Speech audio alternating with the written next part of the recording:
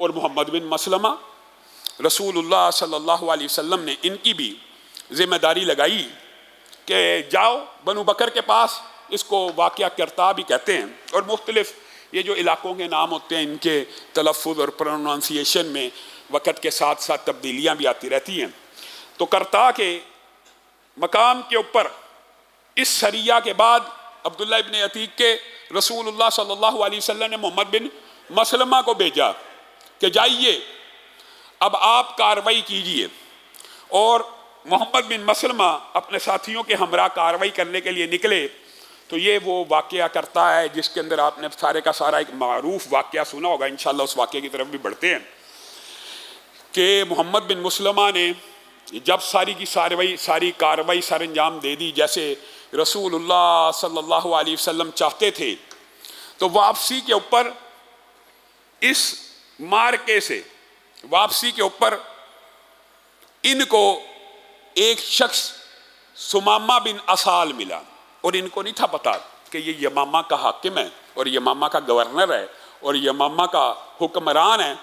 یہ اپنی چھاپہ مار کارروائی میں گئے تھے، تو واپسی پہ جب سمامہ ملے، بنو حنیفہ کے یہ سردار بھی تھے اور یمامہ کے حکمران بھی تھے اور سردار حاکم تھے، ان کو بھی محمد بن مسلمہ نے گرفتار کر لیا اور رسول اللہ صلی اللہ علیہ وسلم کی مسجد النبی کے ستون کے ساتھ ان کو لا کے باندھ دیا۔ تو بہرحال رسول اللہ کو تو اللہ رب العزت وحی سے ہدایت اور وحی سے رہنمائی فرماتے ہیں، رسول اللہ کو تو پتہ لگ گیا، ان لشکریوں کا پتہ نہیں تھا ہم کتنا بڑا سردار اور کتنا بڑا جرنیل اور کتنا بڑا حکمران راہ چلتے گرفتار کر کے لے آئے ہیں۔ رسول اللہ صلی اللہ علیہ وسلم نے جب سمامہ کو دیکھا مسجد النبی کے پلروں کے ساتھ اور ستون کے ساتھ بنا ہوا، تو رسول یہ تاریخ کے اندر اور سیرت کے باب کے اندر یہ واقعہ بڑا تفصیل سے اور مفصل بیان ہوا ہے، مختصر آپ کے سامنے رکھتا ہوں۔ رسول اللہ صلی اللہ علیہ وسلم نے کہا سمامہ اپنے دشمن کا چہرہ نہیں دیکھے گا؟ بعض روایات یہ بھی ہیں، کہا بالکل نہیں دیکھوں گا۔ سمامہ اگر تجھے قتل کر دیا جائے، کہا اگر مجھے قتل کر دیا جائے گا تو میرا بدلہ لیا جائے گا، میں لوارث آدمی نہیں ہوں کہ میرا کوئی والی وارث نہ ہو جس کا خون رہے گا چلا جائے، آپ قتل کر دیں معاذ اللہ اور آپ سے بدلہ نہ لیا جائے۔ اس وقت تک اسلام قبول نہیں تھا کیا۔ رسول اللہ صلی اللہ علیہ وسلم نے کہا اور اگر احسان کر کے چھوڑ دوں؟ کہا ہاں، تو پھر آپ ایک ایسے شخص کے اوپر احسان کریں گے جو احسان کا بدلہ احسان سے عطا کرنے والا، جو خاندانی ہے، جو شرف والا ہے، جو بزرگی والا ہے۔ قتل کریں گے تو خون رائے گا، میری قوم نہیں جانے دے گی۔ احسان کریں گے تو ٹھیک ہے، احسان کا بدلہ احسان ہی ہوتا ہے۔ رسول اللہ صلی اللہ علیہ وسلم نے کہا اچھا یار پھر مجھے دیکھ ہی لے، اپنے دشمن کا چہرہ تو یاد کر لے۔ کہا نہیں دیکھوں گا۔ اور اس وقت ان کے جو الفاظ ہیں وہ ہم بیان بھی نہیں کرنا چاہتے، جو بعض سیرت کی کتابوں میں ہیں۔ دوسرے دن بھی یہی واقعہ ہوا، رسول اللہ آئے، سمامہ ہاں اب کیا ذہن ہے؟ وہی الفاظ وہی جواب۔ تیسرے دن آئے، سمامہ اگر تجھے قتل کر دیا جائے، کہا بدلہ لیا جائے گا، اگر احسان کر کے چھوڑ دیا جائے، آپ ایک ایسے شخص پہ احسان کریں گے جو احسان مند ہے، جو خاندانی ہے، جو شرف و بزرگی والا ہے۔ تو رسول اللہ صلی اللہ علیہ وسلم تیسرے دن اچانک کہتے ہیں جا سمامہ پھر اگر تو احسان کا بدلہ احسان سے ادا کرنے والا ہے تو میں محمد صلی اللہ علیہ وسلم تیرے پہ غالب آ جانے کے بعد، تیرے پہ قبضہ کر لینے کے بعد، تیرے کافر و حربی ہونے کے باوجود تجھے آزاد کرتا ہوں۔ اب یہاں پہ سمامہ خود اپنی بات بیان کرتے ہیں، کہا رسول اللہ 3 دن مجھے کہتے رہے کہ میرا چہرہ دیکھ لے، اپنے دشمن کو جان پہچان لے، میں نے ان کی طرف نظر اٹھا کے نہیں دیکھا، لیکن جس وقت انہوں نے احسان کرتے ہوئے مجھے چھوڑ دیا تو دل میں یہ خیال آیا کہ رسول اللہ کے چہرے کو دیکھنے میں حرج کیا ہے، اس میں ایسی کوئی بات نہیں ہے کہ اب تو وہ میرے محسن بھی ہیں، پہلے تو دشمن تھے تو نفرت تھی تو ان کا چہرہ نہیں تھا دیکھتا، آج تو میرے محسن ہے، جان خلاصی کی ہے، دیکھ لوں گا۔ اور یہ ان اشخاص میں سے ہیں کہ اللہ کی قسم بے شک احسان کرنا بھی ان کے اوپر ایمان کا سبب بن گیا، لیکن ان کا تذکرہ قیامت تک ان لوگوں میں شامل ہوتا رہے گا جنہوں نے صرف رسول اللہ کا دیدار کر کے رسول اللہ کی حقانیت کو اور سچائی کو مان لیا اور قبول کر لیا۔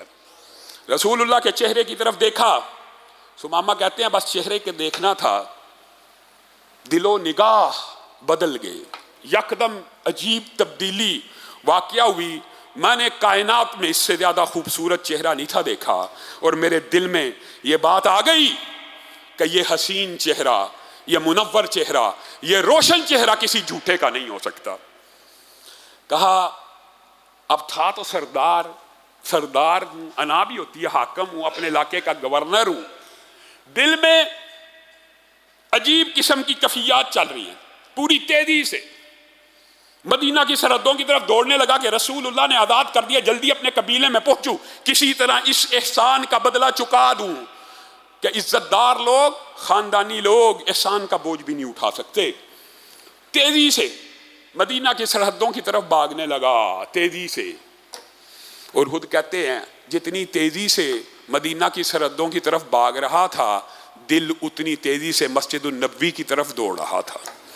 جس تیزی سے مدینہ کی سرحدوں کی طرف بھاگا، دگنی تیزی سے مسجد النبوی کے اندر داخل ہوا اور کہا اشہد ان لا الہ الا اللہ واشہد انک محمد رسول اللہ. آپ کے ہاتھ کے اوپر بیعت کی، رسول اللہ کا کلمہ پڑھا، رسول اللہ کا چہرہ خوشی سے ٹمٹمانے لگا.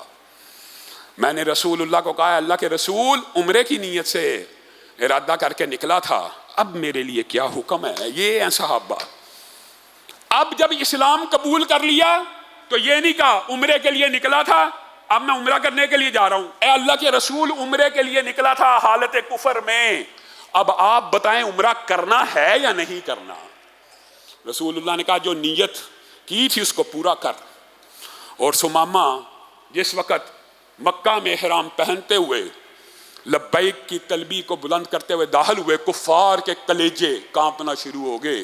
یمامہ کا گورنر سمامہ مسلمان ہو گیا. انہوں نے ان کی عصبیت کو جگانے کے لیے اس وقت الزام لگائے، بے دین ہو گیا، بد دین ہو گیا.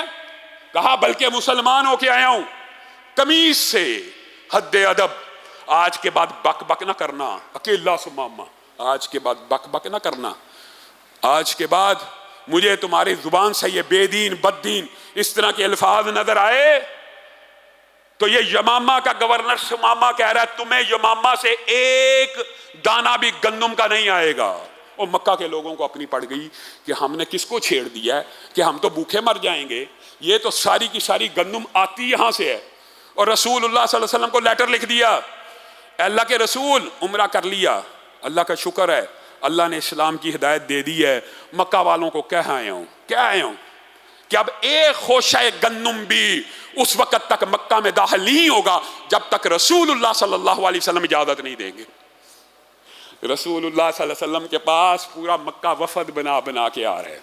اللہ کے رسول آپ اپنے رشتہ داروں کو بھوکا مار دیں گے، آپ اپنے ہی کنبے اور قبیلے والوں کو، وہ جو رسول اللہ کو اپنے مکہ سے نکال چکے، رسول اللہ کو کے ساتھ کیا نہیں کیا قریشیوں نے، کیا کیا نہیں کیا، وہی آج بھیک مانگنے کے لیے، ترلے کرنے کے لیے. اکیلے سمامہ کی حکمت ہے. رسول اللہ نے پھر لکھ دیا کہ ٹھیک ہے ہماری تمہاری مخالفت ہے، لیکن میں تمہارے بیوی بچوں کے اوپر، عورتوں اور بچوں کے اوپر ترس کھاتے ہوئے تمہاری گندم کو، تمہارے خوراک کو بند نہیں کروں گا.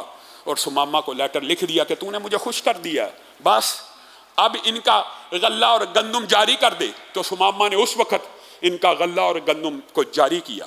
یہ معروف واقعہ سیرت کی کتابوں کے اندر اس باب میں بھی آتا ہے کہ جہاں پہ رسول اللہ صلی اللہ علیہ وسلم کو صرف دیکھنے کی وجہ سے جن لوگوں نے ایمان کو اور اسلام کو قبول کیا، ان میں یہ صحابی رسول بھی شامل ہیں.